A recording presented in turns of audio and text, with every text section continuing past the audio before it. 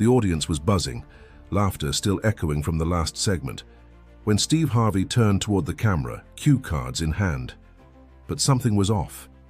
His hands were shaking slightly, subtle enough for most to miss, but not the floor manager, who gave a quick glance to the control booth. They knew that look, something was coming. Then, mid-show, the teleprompter flickered.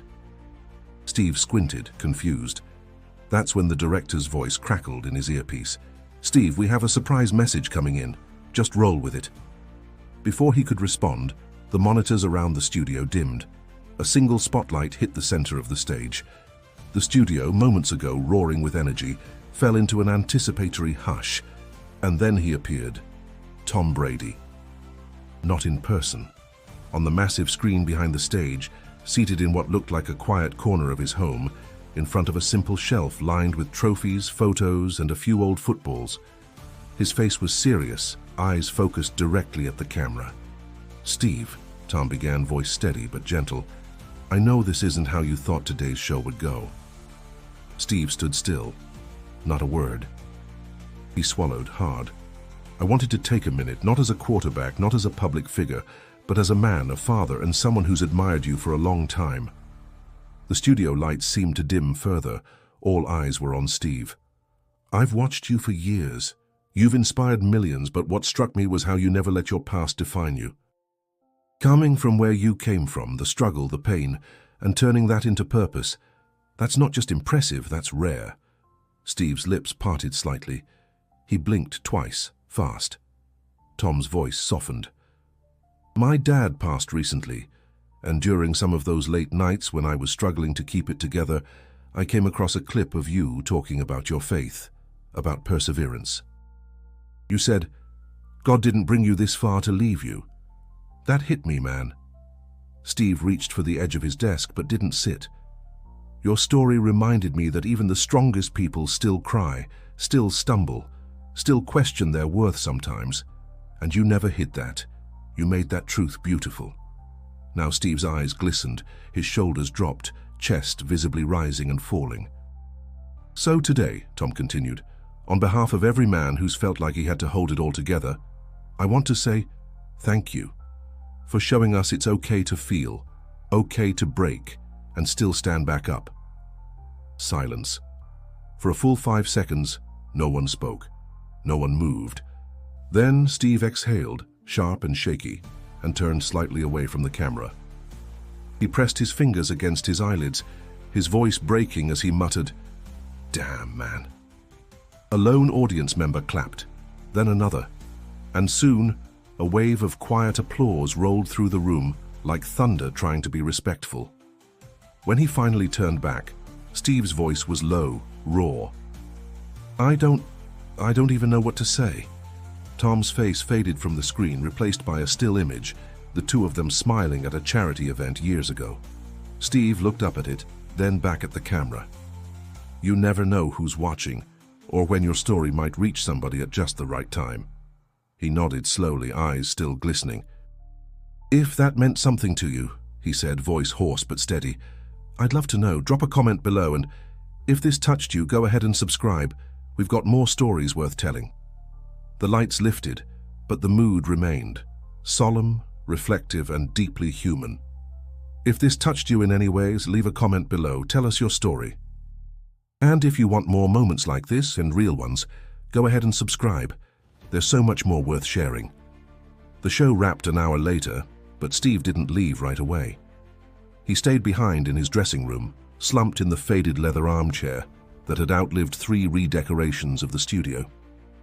The room was quiet, save for the ticking of an analog clock on the wall and the occasional muffled laugh from a production assistant in the hallway. Steve stared at his phone, Tom Brady's message still replaying in his mind, not just the words, but the way Tom had looked, vulnerable, unfiltered. It reminded Steve of something he worked hard to keep buried, the price of strength. A soft knock came at the door. It was Lacey, his longtime makeup artist and one of the few people who'd seen him off camera, in full emotional freefall. "You good?" she asked, voice gentle. He nodded, but his eyes stayed down. She walked in and sat across from him, hands clasped in her lap. You know, I think that might have been the realest moment we've ever had on the show. Steve gave a half smile. It hit me different. Lacey tilted her head. Want to talk about it? He hesitated, then looked at her. You ever think about how many people you gotta be for different folks? She stayed quiet. I'm a comedian, a host, a father, a husband. And for years, I was just trying to be a survivor. He paused. Tom talked about that quote, God didn't bring you this far to leave you. That's not just something I say on TV. That's something I had to believe every single night I slept in my car. Lacey leaned in, her expression soft. I used to sit outside gas stations in Dallas, Steve continued, praying I'd get enough change to buy bread. I remember the first time someone recognized me years later. I smiled like I was proud, but I was scared. Scared they'd find out I wasn't always the guy with the suit and the jokes. You were real, Lacey said. That's what people connect with. He nodded. Yeah, but it costs you. Being open, being seen. I've spent my life turning pain into punchlines, but today when Tom said all that, I didn't feel funny. I just felt seen. For a moment, neither of them spoke. Then Lacey reached over and placed a hand on his knee. You've carried a lot, Steve. Maybe today was a reminder that you don't have to carry it alone. He nodded slowly. The door creaked open again. This time it was Maurice, the show's producer. Hey man, just wanted to check in. That segment's already blowing up. We're getting thousands of comments. People are calling it the most human moment they've ever seen on TV. Steve chuckled softly. I didn't plan it. Exactly, Maurice said. That's why it worked. He lingered for a second, then added, Tom's team reached out. He wants to talk to you, said whenever you're ready. Steve looked back down at his phone. Tell him I'd like that, he said. After Maurice left, Lacey stood to gather her kit. Steve stared at himself in the mirror, wiping the last trace of tears from his eyes. Lacey? Yeah? Thanks for sitting with me. She smiled. Always. Steve looked back into the mirror, at the man who had risen from nothing, whose face was known by millions but who today was just a man trying to understand what it meant to be vulnerable. The call was set for Sunday afternoon. Tom's team had offered a private Zoom link, no press, no producers, just the two of them. Steve sat in his home office in Atlanta, dressed casually in a grey hoodie and jeans, a far cry from his usual sharp studio suits. On the bookshelf behind him were framed photos of his kids, his parents, and a cracked Bible he kept open at Psalms. He exhaled deeply before clicking join. Tom appeared on screen, smiling warmly. He looked like he'd just come in from a run, hair tousled, face flushed, wearing a plain white tee. Hey man, Tom said. Thanks for doing this. Of course, Steve replied. You caught me off guard the other day. Tom laughed. Yeah, I kinda figured. There was a pause. Not awkward, just two men easing into something heavier than surface-level conversation. Tom was the first to break the silence. You ever feel like you're carrying something you can't quite name? He asked. Not regret, not sadness, just weight? Steve nodded slowly. All the time. Tom leaned forward. When my dad passed, it messed me up more than I expected. I'd been this machine for so long. Practice, games, wins, losses. Always forward, forward, forward. But after he died, I froze. And I didn't know how to grieve because I never really learned how to pause. Steve's voice was quiet. Grief don't play by the rules. It shows up uninvited, stays longer than you want, and talks louder when you're trying to be strong. Tom looked down, hands clasped. I watched your interviews, man. The stuff you said about failure, it's about being broke, homeless, feeling forgotten. It hit me. Because even though I've had success, I've also felt alone. Like no one would get it. Steve shook his head. Success don't make you immune to pain. It just makes people assume you're fine. They both laughed, knowingly. Tom looked up again. The reason I wanted to talk wasn't just to say thank you. It was to tell you that you gave me permission to be human. That's not easy to come by in our worlds. Steve's voice cracked slightly. I needed to hear that, Tom. Tom smiled. And I needed someone like you to be that. There was a long pause, comfortable this time. The screen glowed softly in Steve's dim office. Outside, wind rustled the oak trees that lined his driveway. For a moment, the two men just sat, separated by miles, but connected in the quiet honesty of their shared burdens. "I want to do something together," Tom said. "Something real. Not for cameras or contracts, just two men talking about life, struggles, faith, what really matters." Steve raised an eyebrow. "Like a podcast?" Tom shrugged. "Maybe. Or even a one-time conversation series, something raw, stripped down." Steve thought for a moment. "You know what? Let's do it. But only if it's truth. No polish, just real." Tom nodded. "That's all I'm after." They smiled again, this time with something between respect and relief. Before they ended the call, Tom added, "By the way, my mom watched the segment. She cried. Said you reminded her of her brother, a man who'd been through hell and still made people laugh." Steve rubbed his chin. "Tell her I appreciate that." "I will."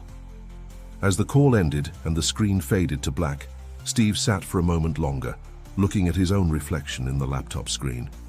He didn't look tired anymore, he looked ready. The next few weeks moved fast.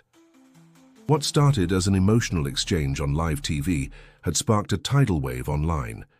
Clips of the moment were everywhere, reposted, dissected, quoted. But what no one saw was what came after. Two men, both icons in their own right, sitting quietly behind the scenes, shaping something deeper. They decided to call it the Pivot Project, a stripped-down video series where they'd sit with everyday people who had faced adversity and found a way to turn it into purpose. No teleprompters, no studio lights, just raw conversations filmed in quiet spaces, churches, kitchens, front porches.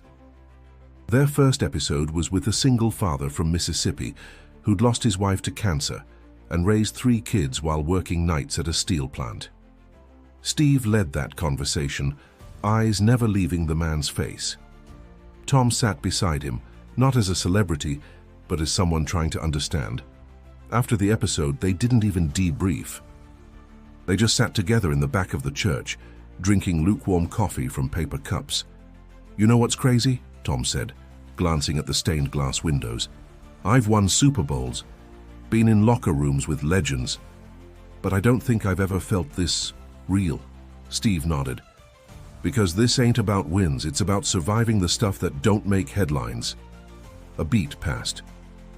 "I always thought being strong meant having the answers," Steve added, "but maybe it's just about asking the right questions." Tom smiled. "Like, how do you keep going when everything says stop?" Steve chuckled. "Exactly." Later that week, Steve flew back to Atlanta. The private jet felt too quiet. He reclined his seat, stared at the clouds, and thought about his father, Jesse Harvey. A coal miner from West Virginia who taught him more by example than words. He remembered one night in particular. Steve was 15. His dad had come home exhausted, hands black with coal dust, face worn down. Steve asked him if he was ever scared working in those mines. His dad said, "Every day, but I do it anyway. 'Cause you and your brothers need to eat." At the time, Steve didn't fully get it. Now at 67, he understood. Fear doesn't make you weak. Hiding it does. When he landed, his youngest daughter, Lori, was waiting at the airport. She hugged him tight. "You okay, Daddy?" she asked. He nodded. "Better than I've been in a long time." That night, over dinner, she showed him the comments from the Pivot Project's first episode. Thousands of them. People talking about how it helped them open up to their kids, go to therapy, call their dads, forgive themselves. Steve read every word, slowly. "You changed, Daddy," Lori said gently. "You're softer now." He smiled. "Nah. I just stopped pretending I had to be hard all the time." She reached over and held his hand. "You're doing good work," she said. "Feels like the first time I'm doing something that really matters," he replied. As the night wore on and the house settled into its usual late-night silence, Steve stepped outside onto the back porch. The Atlanta air was warm, sticky with early summer. He looked up at the stars. and thought about how strange it was that it took another man's vulnerability to unlock his own. But maybe that's how change starts. Not with noise, not with fame, but with one honest moment that says, "Me too." It had been 6 months since that live broadcast, 6 months since Steve Harvey cried on camera, and the world saw something far more enduring than a headline: vulnerability without shame. Today, the Pivot project had crossed over 10 million views, but for Steve, the number wasn't what mattered. What stuck with him were the emails, the handwritten letters, the quiet "thank you" whispered at airports. People didn't just watch, they felt it. The latest filming was in Detroit, Steve's birthplace. This time, they sat with a retired bus driver named Roland, who'd taken custody of his teenage grandson after his daughter relapsed. He wasn't articulate in a polished way, but his words were heavy with truth. "How you get up every day, do what you gotta do, and hope your love is enough," Roland said, voice cracking. Steve looked at him steady. "Sometimes showing up is the love." When they wrapped, Tom pulled Steve aside. "I've been thinking about something," Tom said. "About legacy." Steve arched an eyebrow. "I used to think my legacy would be stats," Tom continued. "Rings, records.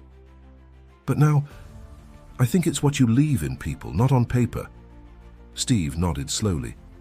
"You know what I realized lately?" "What's that?" "We're not remembered for how high we climbed. We're remembered for who we reached back to pull up." Tom leaned against the brick wall of the old church they'd filmed in. "Do you think we've done that?" Steve didn't answer right away. He looked out toward the parking lot, where Roland was helping his grandson buckle into their old sedan.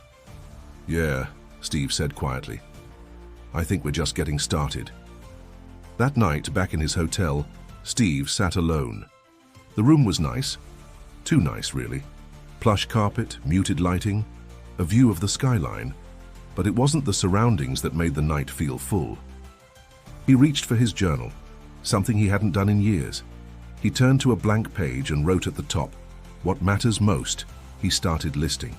Conversations that heal, laughter that breaks tension, truth spoken in love, time spent with no agenda, being seen, being honest.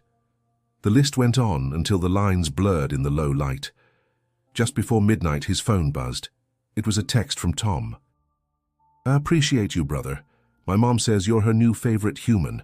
Steve laughed, then typed back, "Tell her she's tied with mine."